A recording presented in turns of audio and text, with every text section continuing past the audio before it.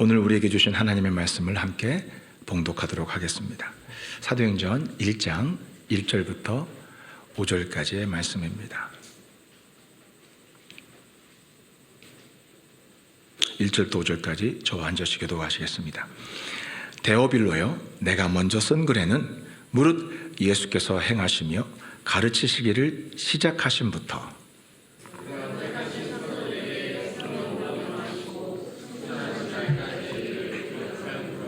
그가 고난받으신 후에 또한 그들에게 확실한 많은 증거로 친히 살아계심을 나타내사 40일 동안 그들에게 보이시며 하나님 나라의 일을 말씀하시니라.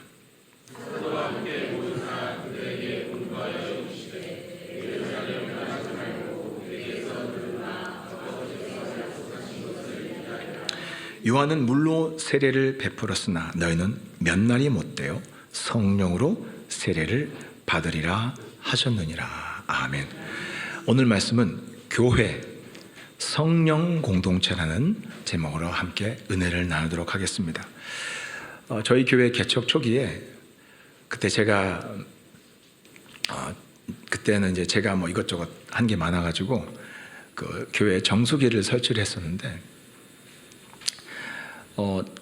이제 잘 알아보지 못하고 했던 것 같아요. 이제 어떤 업자가 설치를 했는데 나중에 보니까 이게 정수기 성능도 떨어지고 또 보니까 좀 비싸게 이렇게 계약을 했더라고요. 그래서 업자에게 교체를 해주거나 아니면 이렇게 그 환불을 해달라고 요구를 했습니다. 그랬더니 이분이 갑자기 이런 이야기를 하더라고요. 요즘에 교회가 문제라고. 교회가 요즘 교회는 교회답지 못하다고 뭐라고 하는 거예요. 아주 세상에서 당시에 교회에 대한 막 비판 기사도 많고 뭐 뉴스도 안 좋은 기사가 많이 나오니까 사람들이 하여간 교회를 그냥 아무나 막 그렇게 심지어 자기가 내가 정당한 요구를 하는데도 그런데도 교회가 교회답지 못하다고 막 이렇게 당당하게 뭐라고 하는 거예요. 참 황당했었습니다. 이분에게 교회다운 교회는 어떤 교회일까? 그냥 뭐 손해를 봐도 가만히 당하고 앉아서 그냥 틱소리 하지 않는 것이 교회다운 교회인가요? 참 그때 황당했습니다. 요즘 교회가 교회에 대한 비판의 목소리가 높아지고 그리고 교회가 침체되면서 많은 사람들이, 많은 사역자들이 교회의 본질이 무엇인가에 대해서 많이 고민을 하고 있습니다. 만일 어떤 교회가 교회다운 교회인가에 대해서 한마디씩 하라고 그러면 아마 100이면 100사람 다 저마다 다르게 이것이 교회다운 교회다라고 다 다르게 이야기할 것입니다.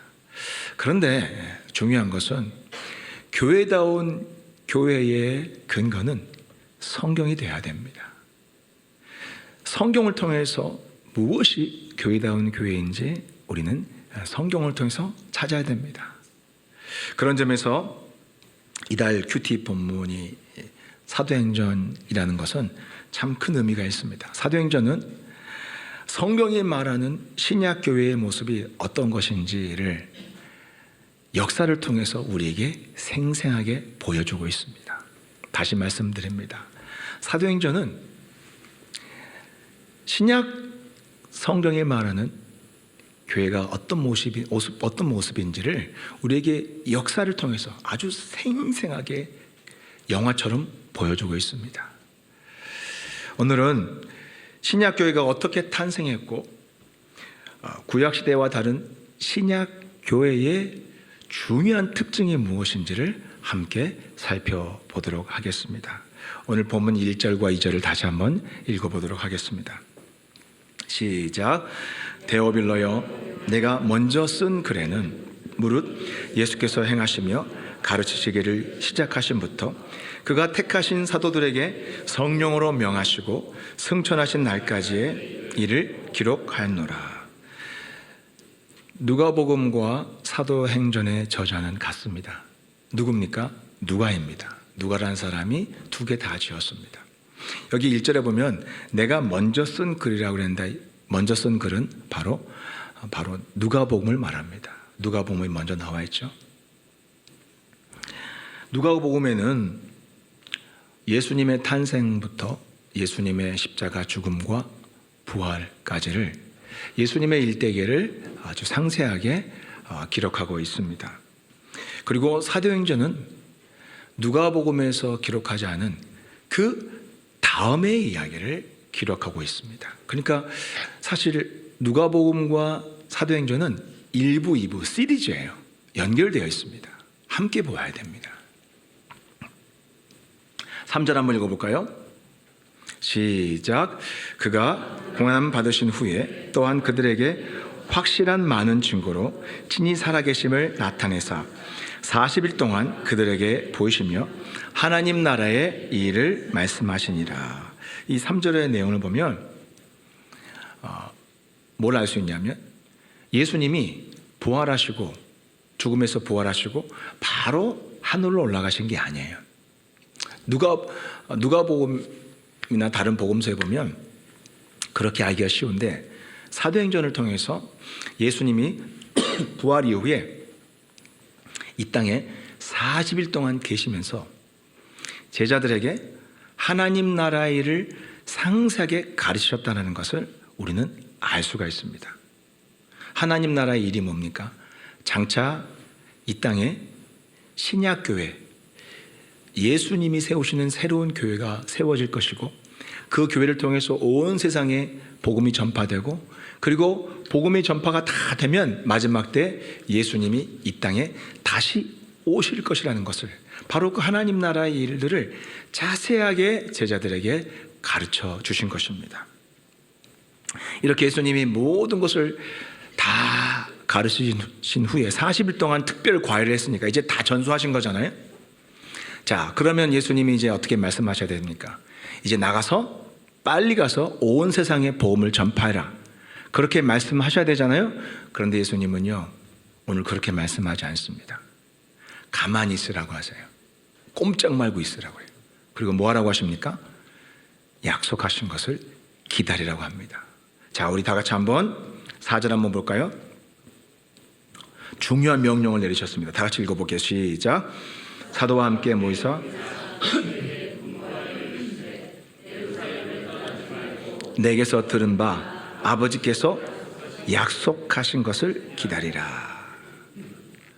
바로 성령을 기다리라는 거예요. 약속하신 것, 성령을. 그리고 며칠 후에 너희가 이 성령으로 세례를 받게 될 것이라고 또한 주님께서 말씀해 주십니다. 우리 5절 한번 볼까요? 시작.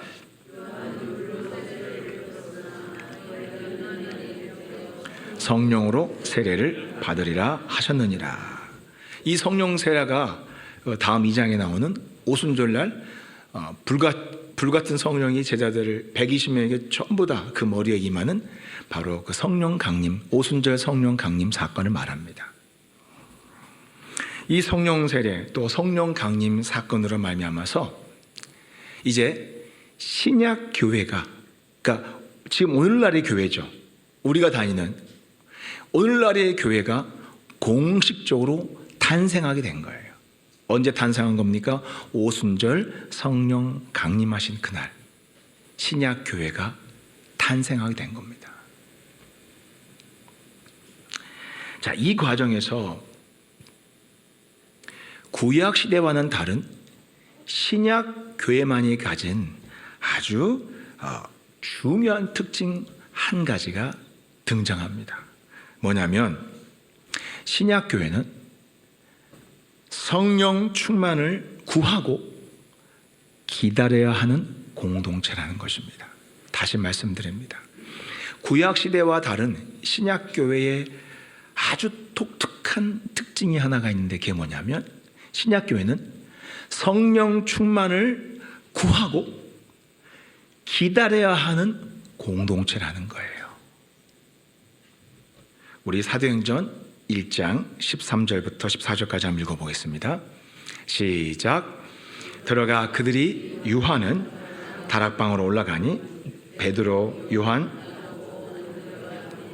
도마와 바돌로메, 마테와 및 알페오의 아들 야고보, 셀롯인 시몬, 야고보의 아들 유다가 다 거기 있어 여자들과 예수의 어머니 마리아와 예수의 아우들과 더불어 마음을 같이하여 오로지 기도에 힘쓰더라 그랬어요. 왜 오로지 기도에 힘썼어요? 예수님이 제자들에게 무슨 말씀하셨어요? 떠나지 말고 성령을 기다리라고 말씀하시니까 120명의 제자들이 모여서 오직 한 가지 일만 했어요. 뭐였어요? 성령이 오시기를, 성령이 임하기를, 성령 충만받기를 오로지 기도하면서 기다렸다는 거예요.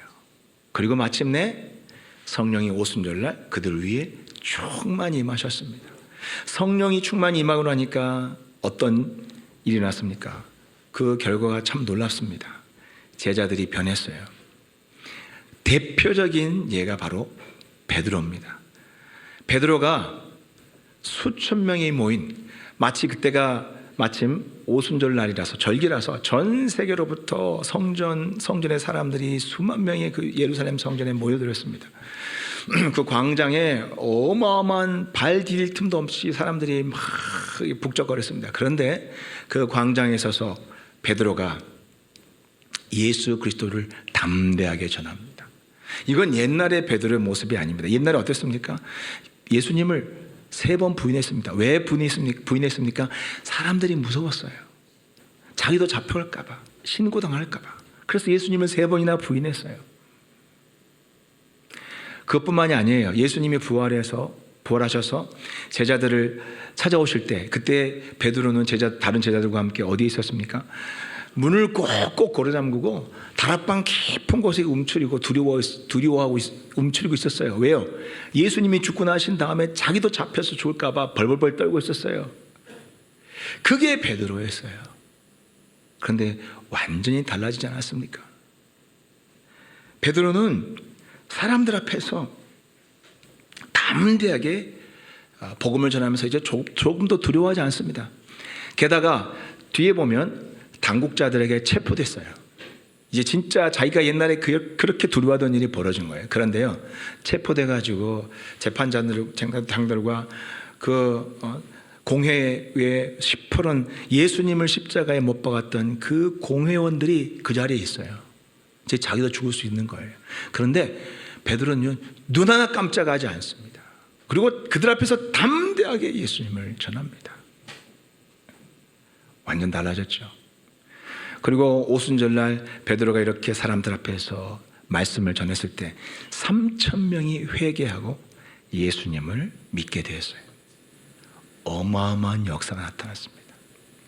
우리는 이 사건을 보면서 왜 예수님이 120명의 제자들에게, 예수님이 제자들에게 아무데도 가지 말고 오직 너희들이 해야 할 일은 한 가지, 성령을 기다려야만 된다라고 말씀하셨는지 우리는 이해할 수가 있는 거예요. 왜? 성령님이 임하셔야만 이런 일이 일어날 수 있기 때문이에요. 신약교회는요, 모든 일들, 모든 사역들, 교회에서 일어나는 모든 일들이 성령을 통해서만 일어나는 것입니다. 여러분, 그걸 항상 기억하셔야 돼요. 제가 매주마다 강조하지 않지만 여러분, 이번에 사도행전을 통해서 우리는 교회의 본질을 정확히 알아야 돼요. 교회는요, 신약교회는요, 성령을 통해서 탄생했어요. 성령을 기다려야만 했어요. 성령이 임하시기 전에는 아무것도 못하게 하셨어요. 왜요? 모든 것이 성령을 통해서만 이루어지기 때문입니다.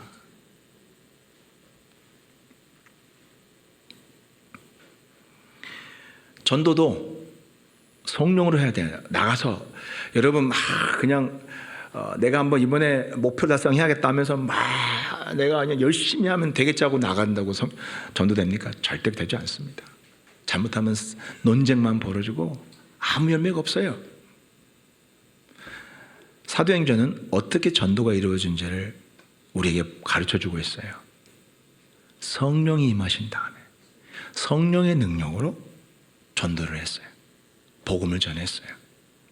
예수님도 여기에 대해서 분명히 미리 말씀하셨어요. 우리 다 같이 요한복음 15장 26절 한번 보겠습니다. 요한복음 15장 26절.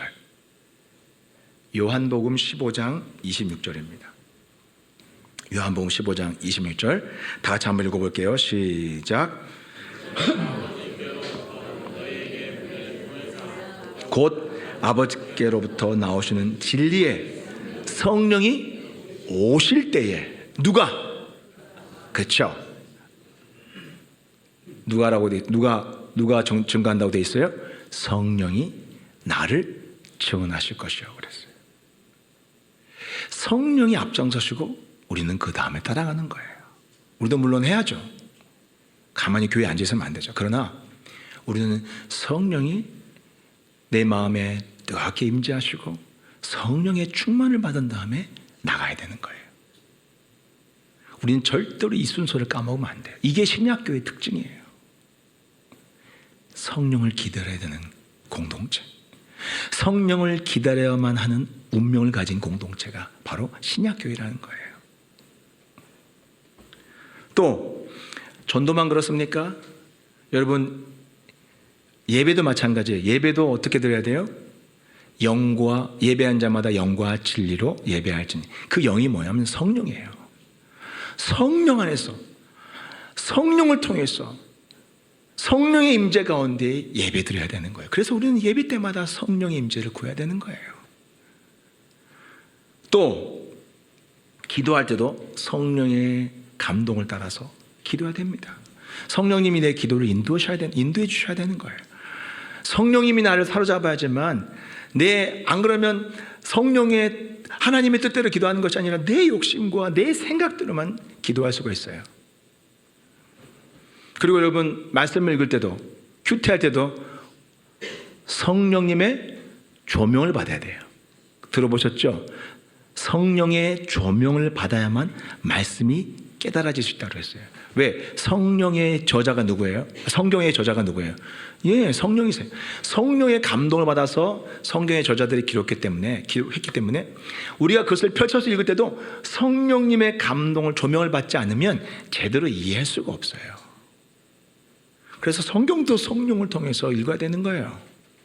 그리고 교회에서 봉사요? 봉사도 베드로전서 4장에 보면 하나님이 공급하신 능력으로 하는 것 같이 해라 그랬어요. 그 하나님의 능력이 바로 성령의 능력이에요.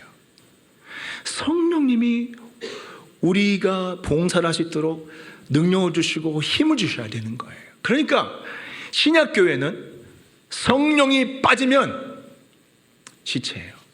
아무것도 없어요. 아무것도 아니에요. 그냥 사람들의 모임이에요.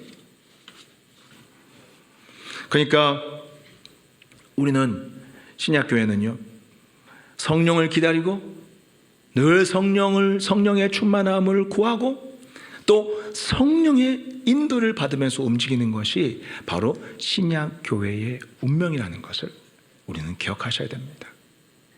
위로부터 성령의 충만하심을, 성령의 충만을 받아야만 교회다운 교회가 되는 거예요. 어떤 교회가 교회다운 교회예요? 신약교회는요, 위로부터 성령의 충만함을 입을 때 비로소 교회는 교회다운 교회가 되는 거예요.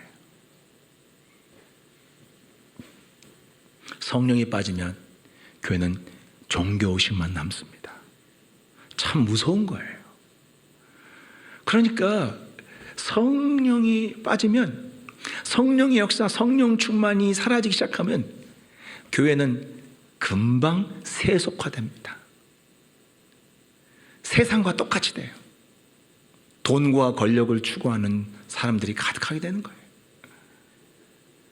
그러니까 교회가 교회다워질 수 있는 가장 중요한 길은 기다려야 돼요. 누구를요? 그렇죠. 성령의 임재와 성령의 충만함을 모일 때마다 성령의 충만함을 받고 움직이는 것이 바로 교회의 운명이라는 거예요. 이거는 신약 성도들도 마찬가지예요. 성도 한 사람 한 사람도 마찬가지예요.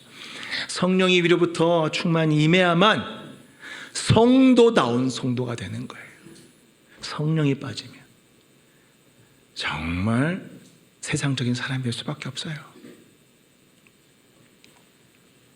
따라서 신약 성도들은 항상 성령 충만을 구해야 됩니다. 날마다 성령 충만을 구하면서 살아야 됩니다. 이거는 제가 이야기하는 것이 아니라 에베소서에 보면 말씀에 기록되어 있습니다. 에베소서 5장 18절 다 같이 읽어보겠습니다. 시작.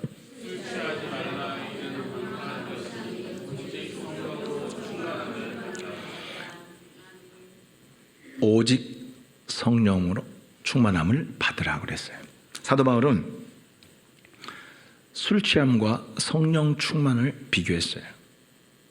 세상 사람들은 과거에, 여러분 우리 교회 가운데도 과거에 늘 술에 취해 살았던 분들이 있습니다. 이 세상 사람들은 기분 좋으면 술에 취합니다. 또 기분이 나빠도 또 나쁘다고 또 술에 취합니다. 항상 술에 취해 살아요. 그것처럼 이제 과거에는 그랬을지 몰라도 과거에는 술에 취했던 사람들이 이제는 대비하는 거예요. 뭐에 취해 살아야 된다는 거예요? 성령에 취해 살아야 된다는 거예요. 성령의 충만함을 받으면서 살아야 된다는 거예요. 여러분 여기서 성령의 충만함을 받으라 했는데 충만함을 받으라는 것은 플레로우라는 이 원어가 쓰였는데 충만함을 받다는 뜻이에요. 충만하게 채우다는 뜻이에요. 충만하게 채우다, 가득 채우다는 뜻이에요. 플레로우라는 뜻이 가득 채우다는 뜻인데 이게 수동태 명령어로 됐어요. 가득 채워짐을 당하라는 거예요. 가득 채워짐을 당하도록 힘쓰라는 거예요. 여기서 또 중요한 게 뭐냐면 시제예요. 시제가 중요합니다. 이 시제가 한 번으로 완료되는 시제가 아니라 현재 진행형으로 되어 있어요. 계속해서 반복해서 계속해서 받으라는 거예요. 계속과 반복의 의미를 가지고 있어요. 지속적으로 반복해서 성령 충만을 계속 받으라는 거예요. 우리는 여기서 한 가지 좀 구분해야 될 게 있어요. 뭐냐면 성령으로 거듭나는 것. 여러분 들어보셨죠? 그 거듭나는 것. 성령으로 새롭게 태어나는 것. 거듭나는 것. 이거는 한 번이면 끝납니다. 완료예요. 한 번으로 딱 끝나는 거예요. 우리는 예수님을 믿을 때 우리는 성령으로 거듭나요. 완전히 거듭나는 거예요. 한 번 예수님 믿을 때 이미 우리는 성령으로 거듭나는 거예요. 그리고 다시 거듭날 필요 없어요. 한 번 새로 태어나는 거지 또 태어나는 게 아니에요.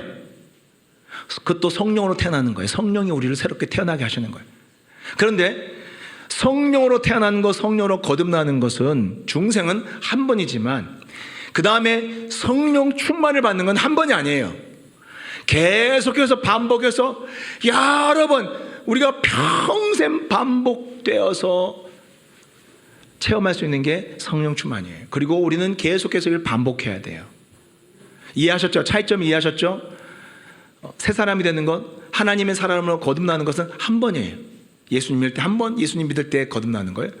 그 다음에는 이제 거듭나게 해달라고 기도하는 게 아니라 뭘 기도해야 돼요?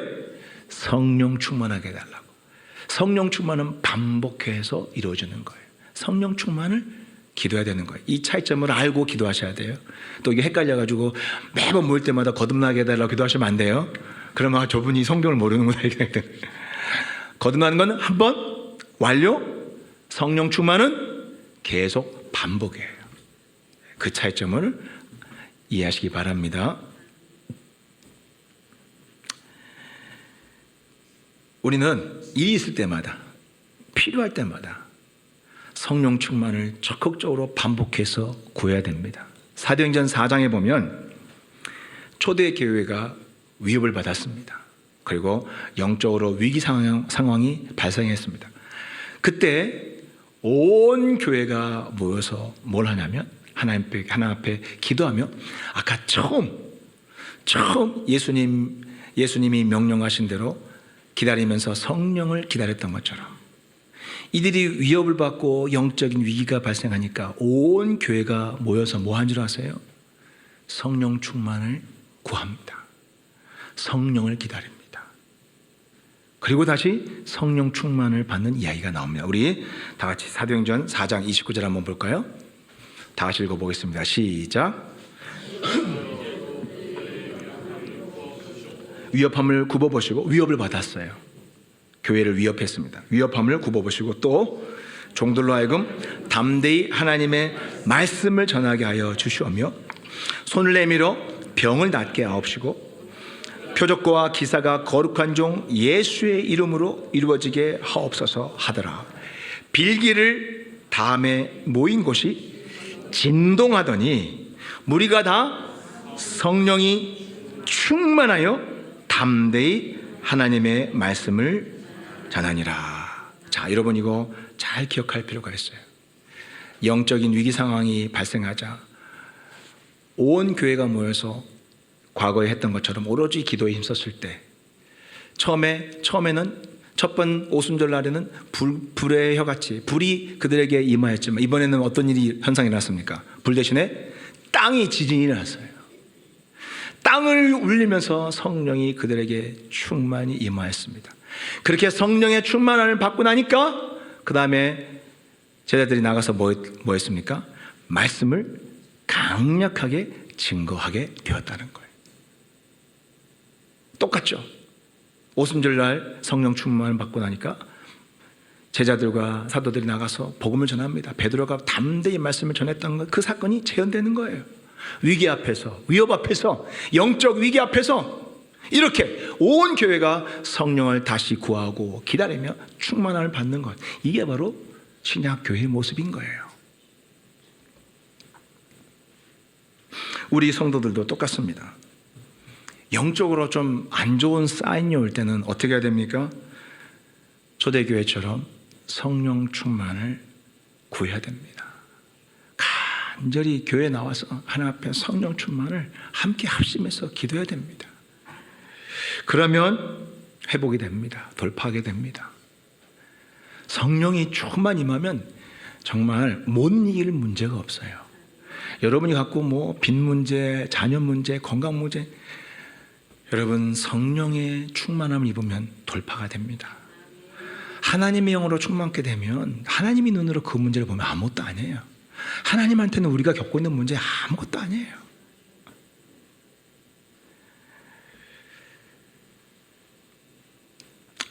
우리가 과거에는 봄, 가을 부흥회를 2번 했죠. 봄에 우리가 고난주간, 그리고 가을 저녁 부흥회 이렇게 2번 했었는데 이제는 2번이 아니라 매월 첫 주를 특별 저녁 기도회를 하고 있습니다.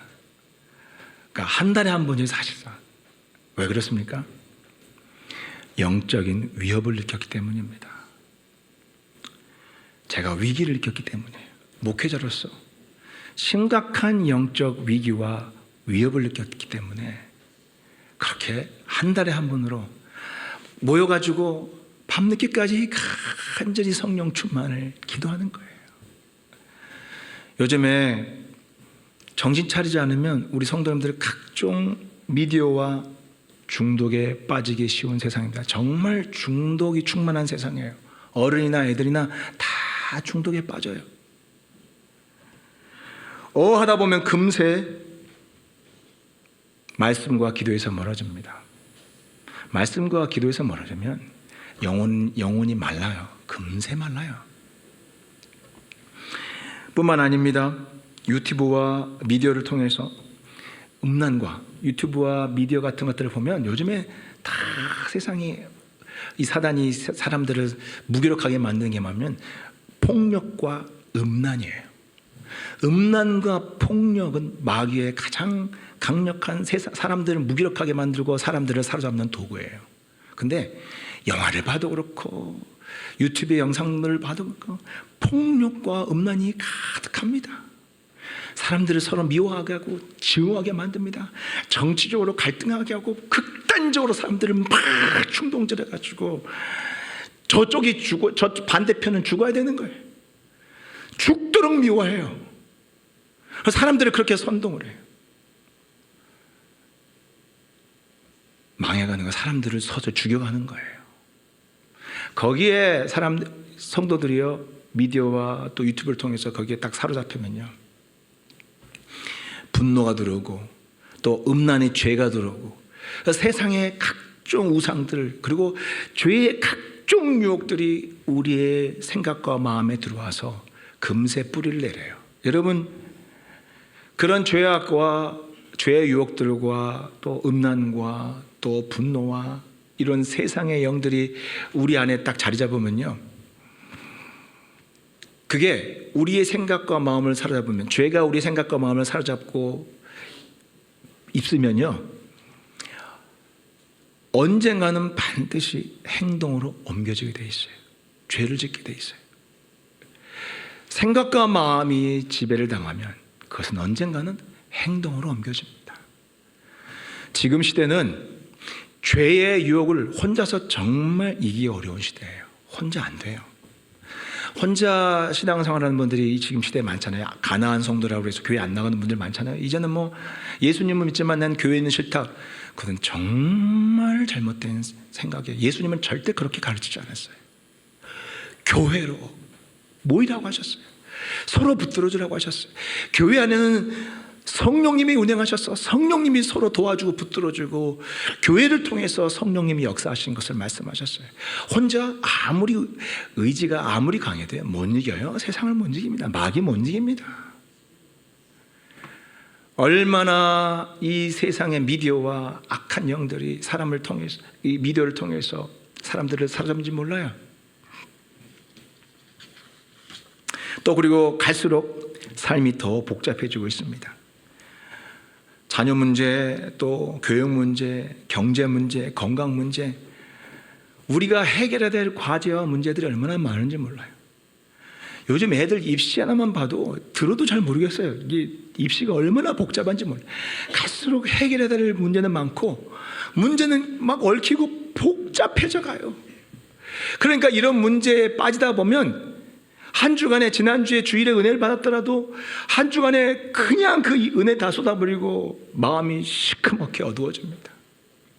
그리고 그렇게 마음이 어두운 채로 한 주, 두 주, 한 달 가면요, 어떤 데서 표가 나타난 줄 아세요? 예배가 무너져요. 예배의 은혜가 사라지고 예배 때 딴 생각 들고 예배의 은혜를 못 받기 시작합니다. 예배의 은혜를 못 받고 그냥 이제 교회만 왔다 갔다 하게 되면 어떤 일이 벌어진 줄 아세요? 반드시 그 삶에 문제가 터집니다. 반드시 영혼이 무너지면 삶이 무너지게 돼 있어요. 우리의 영혼과 삶은 분리될 수가 없어요. 하나로 연결되어 있어요. 삶이 무너져요. 관계가 무너지고 분란이 일어나고 짜증과 분노와 우울함으로 사람이 완전히 침체되게 돼 있어요. 그게 순서예요. 제가 한 주간의 성도들의 기도 제목과 여러 가지 문제들을 듣고 있다 보면 위협을 느껴요. 와, 이게 지금 세상이 다르구나. 10년 전과 또 다릅니다. 코로나를 지나면서 또 바뀌었어요. 1년이 달라요. 교사이신 분들한테 들으면 학교 현장도 마찬가지예요. 2년만 지나도 2, 3년만 지나도 똑같은 반, 똑같은 2, 3학년을 맡아도 그 2, 3년 전에 2학년, 3학년이 아니라 다른 애들이에요. 세대 차이를 느낀다. 2, 3년 만에 얼마나 빠르게 변하는지 몰라요. 영적으로도 얼마나 더 악해지는지 몰라요. 성도들의 영적 상황이 얼마나 더 취약해지고 얼마나 더 빈약해지는지 몰라요. 툭 하면 툭 건드리면 쓰러질 것 같아요. 그러니까 목회자로서 그 성도들의 기도 제목과 문제들을 듣고 나면 갑자기 확 위협을 느껴요. 큰일 났다. 이러다가 큰일 나겠다. 이게 진짜 정신 차리고 이제 뭔가 이게 심상치 않구나. 위협을 느껴요. 교회가 위기와 위협을 느낄 때 할 수 있는 게 뭐예요? 모여서 초대교회를 배워야죠. 성령을 기다리는 거예요. 성령 충만을 받도록 구하는 거예요. 기도에 힘쓰는 거예요. 그게 유일한 탈출구예요.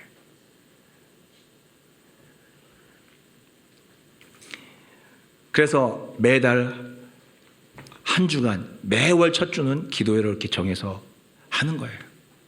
한 달에 한 번씩 매주마다. 저도 보면 엊그제 저기 첫 주 기도를 하는 것들에 벌써 또 돌아왔어요. 야, 저는 정말 빨리 돌아오더라고요. 이번 달에는 원래 지난주가 그 첫 주 기도회인데 못했어요. 왜냐하면 이제 가을 부흥회가 있으니까 또 두 번 하기 어려우니까 이제 가을 부흥회, 저녁 부흥회하고 합쳤습니다. 그랬더니 한 성도님이 이런 이야기를 하더라고요. 자기는 매월 첫 주 기도회를 통해서 한 달을 살아간대요. 힘을 받고 한 달을 버틴대요. 그런데 확실히 이번 주에 안 하니까 자기가 차이를 느낀대요. 자기가 이게 확실히 매가리가 없는 것이 느껴지면서 너무 아쉬워하더라고요. 그걸 보면서 제가 느꼈어요. 아, 그렇구나. 이 첫 주 기도회를 이용하는 분들은 굉장히 이것을 통해서 힘을 얻고 이 첫 주에 성령 충만을 받아서 한 주간을 힘있게 살아가는데 큰 도움을 받고 있구나라는 것을 제가 알게 되었어요. 자, 그렇다면 성령 충만을 이제 구해야 된다고 그러는데 성령 충만은 우리에게 어떻게 나타날까요? 성령 충만은 어떻게 나타날까요? 에베소서 5장 18절 다시 한번 읽어볼까요? 시작. 술 취하지 말라. 이는 방탕한 것이니 오직 성령으로 충만함을 받으라.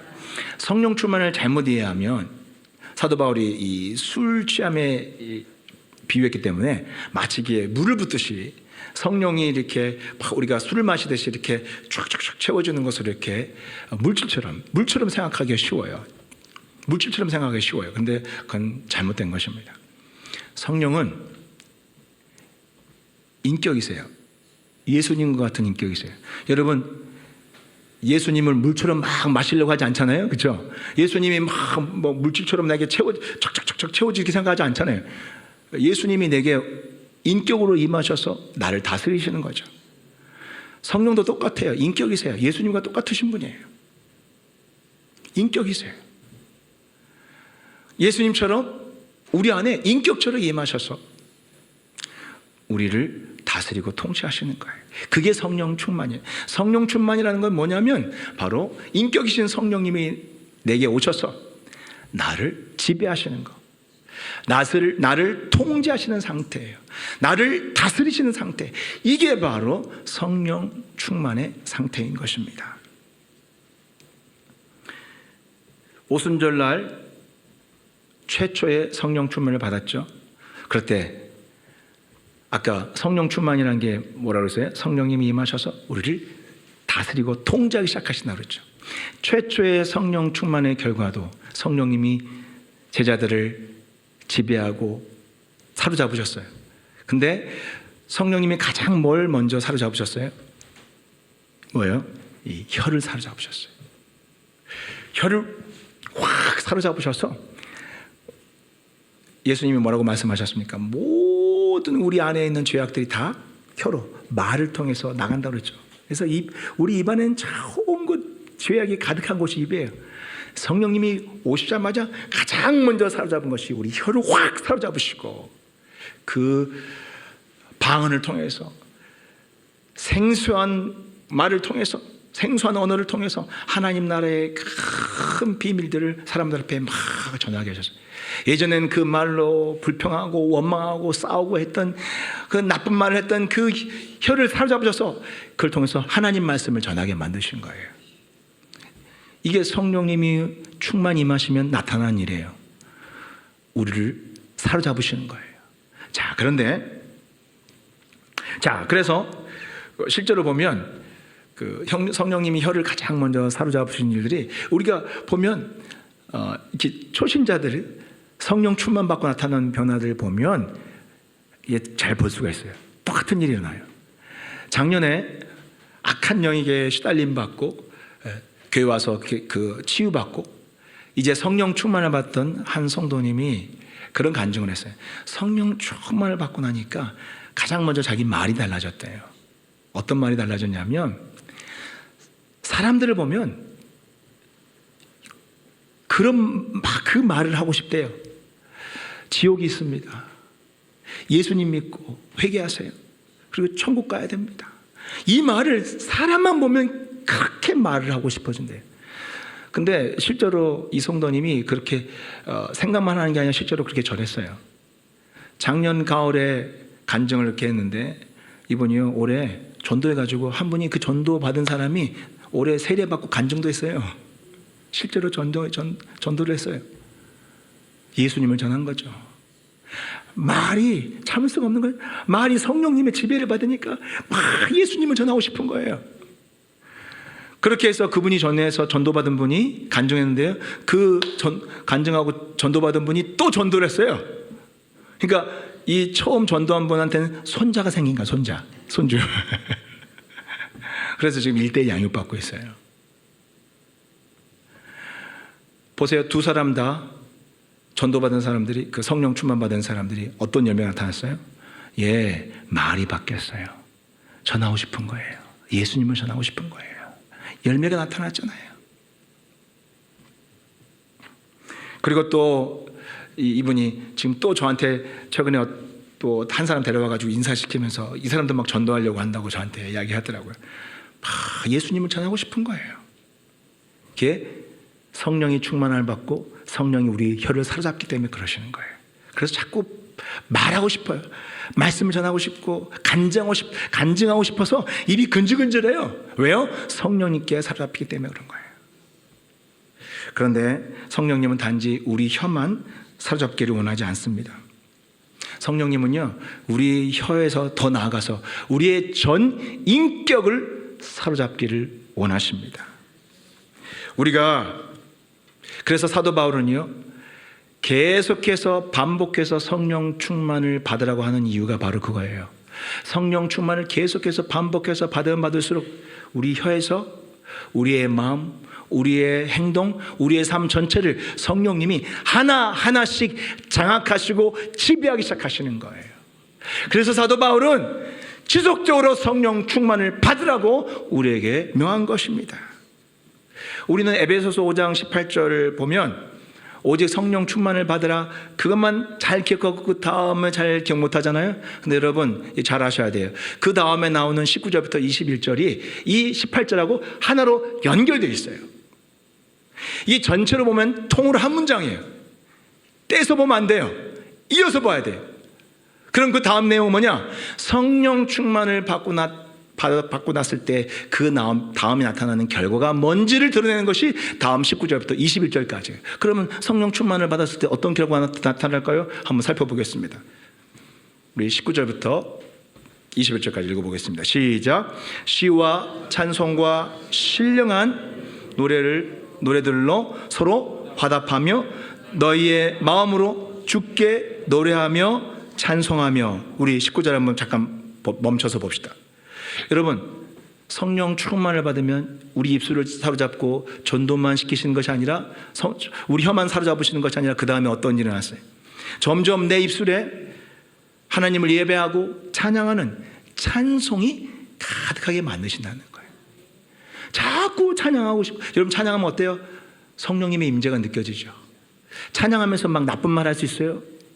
못해요. 찬양할 때는 마음이 막 바뀌어요. 용서하고 싶고, 그냥 내가 손해봐도 참고 싶고, 기다리고 인내하게 돼요. 이게 찬송할 때 나타나는 우리의 마음 상태예요. 점점 내 마음을 전체를 성령님이 장악해 나가시는 거예요. 그 다음에 또 성령 충만하면 어떤 일이 나타나는지 20절 보겠어요. 시작. 범사에 우리 주 예수 그리스도의 이름으로 항상 아버지 하나님께 감사하며. 여러분, 성령 충만한 사람들이 나타나는 아주 중요한 특징이 바로 감사예요. 우리 지난주에 감사에 대한 설교했잖아요. 정말 그 한 주간에 감사의 막 사건들이 많더라고요. 막 다락방들이 이제 감사하면서 너무 좋다고. 여러분, 성령 충만하면 감사가 나오기 시작해요. 불평불만 대신에 하나님 감사합니다. 뜻이 있겠죠. 하나님 감사합니다. 그리고 우리 지난번에 감사의 기도, 감사 고백에 대해서 이야기했는데 거꾸로도 해당돼요. 거꾸로도 적용이 돼요. 감사를 많이 하면서 미리 감사하고 오늘 감사하고 또 미리 감사하면 어떤 일을 하는 줄 아세요? 그 마음에 성령의 임재가 강력하게 나타나기 시작해요. 성령님이 내 마음에 점점점 강력하게 임재하기 시작해요. 그러면서 마음이 바뀌어요. 그리고 소망이 생기고 믿음이 생겨요. 그게 지금 지난주에 간증이잖아요. 이렇게 감사와 성령 충만은 연결되어 있는 거예요. 이 영적인 비밀을 깨달으시기 바랍니다. 그리고 마지막으로 20절 보겠습니다. 21절 시작. 그리스도를 경외함으로 피차 복종하라. 여러분, 성령 충만을 지속적으로 받게 되면요, 사람이 겸손해져요. 섬기게 돼요. 다른 사람을 존중하게 돼요. 이게 바로 성령의 9가지 열매죠. 성령의 열매가 그 사람 안에 나타나는 거죠. 온유해져요. 사람이 굉장히 온유해져요. 교회 오기 전에는, 성령 충만 받기 전에는 막 과시하기 좋아하고, 남들을 이렇게 탁 찍어 누르고, 남들이 자기 말 한마디에 움직이는 거, 남들을 지배하고, 집에서도 온 집안 식구들을 막 가장이 그냥 억압해서 자기 말 한마디에 다 움직이고 통제하는 걸 좋아해요. 자기가 통제하는 걸 좋아해요. 인간의 본성이 뭔 줄 아세요? 왜 권력을 삼아 앉았어요? 통제할 때 쾌감을 느끼거든요. 다른 사람을 지배할 때 쾌감을 느껴요. 그게 죄악된 인간의 성품이에요. 그런데 성령의 충만함과 다스림 받기 시작하면요, 다른 사람을 통제하는 습관을 놓게 돼요. 그리고 성령의 통제받기를 사모하게 돼요. 통제한 자에서 통제받는 자로 바뀌는 거예요. 하나님의 통제를 받게 돼요. 그리고 다른 사람을 존중하고 다른 사람의 말을 듣게 돼요. 그리고 말씀을 서로 나누면서, 말씀을 함께 적용하면서, 부부가 말씀을 함께 적용하면서, 옛날에 남편이 아내에게 막 일방적으로 함부라고 했던 사람이 성령 충만 받으면 말씀을 나누면서, 말씀 이렇게 하라고 했네. 여보 미안해, 내가 잘못했어, 당신 말대로 할게. 아내에게 복종하는 거예요. 교회 안에서 리더와 성도들이 서로 복종하는 거예요. 함께 말씀을 읽고 말씀을 함께 적용하니까 겸손하게, 당신도 말씀에 순종하고 나도 말씀에 순종하고, 그 말씀 앞이라면 서로 권면하면서 함께 복종하는 거예요. 지배하는 자에서 성령의 다스림받는 사람으로 그 인격과 성품이 바뀌어지는 거예요. 이게 성령 충만의 열매인 것을 깨닫는 여러분 되시기를 주의 이름으로 축복합니다. 따라서 에베소서 5장 18절부터 21절까지 요약하면 이겁니다. 찬송하고 감사하고 서로 복종하는 삶의 열매가 맺히도록 날마다 성령 충만을 받기 위해 힘쓰라는 것입니다. 이제 말씀을 마무리하겠습니다. 신약교회는 탄생 때부터 성령 충만을 받아서 탄생합니다. 그리고 그 성령 충만을 받기 위해서 끊임없이 함께 모여 성령을 기다리고 성령을 구하고 성령 충만을 받도록 그 운명을 가지고 있는 것이 교회예요. 그렇게 성령 충만을 받지 못하면, 그 성령 충만이 희미해지기 시작하면 교회는 점점 세속화돼요. 교회는 점점 사람들의 모임으로 끝나버립니다. 무기력해집니다. 무능해집니다. 물론 이것이 힘듭니다. 우리가 성령 충만을 받는다는 것은 아까 수동태라고 그랬잖아요. 철저히 나를 수동태로 놓아야 돼. 우린 다 능동적이잖아. 내가 뭘 하고 싶어 하잖아. 이게 인간의 본성인데, 성령 충만은요, 수동태로 나를 자꾸 바꾸는 거예요. 그러니까 수동적이 돼요. 사람 수동적이면 기다려야 되잖아요. 제일 안 되는 게 기다리는 거잖아요. 성질 급한 사람도 안 되잖아요. 한 5분 기다리다가 왜 성령아 빨리 안 오신대. 정말 짜증나. 왔다 갔다 가버려요. 성령 충만은 자아를 죽이고 성령이 임할 수 있도록, 나를 다스리도록, 그렇게 성령님 앞에 자기를 드린 사람에게 충만히 임합니다. 성령을 기다릴 때는 수동적이지만요, 여러분, 성령 충만을 받은 성도는요, 이 세상 누구도 감당할 수 없는 적극적인 사람이 됩니다. 베드로는 죽음을 무서워하지 않았어요. 그렇게 바뀝니다.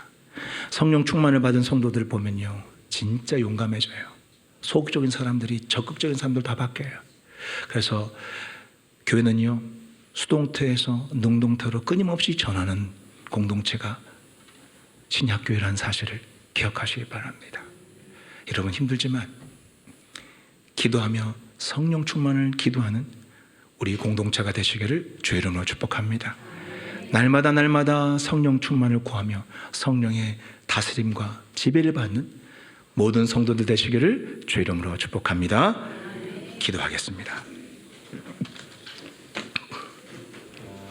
이 시간 다 같이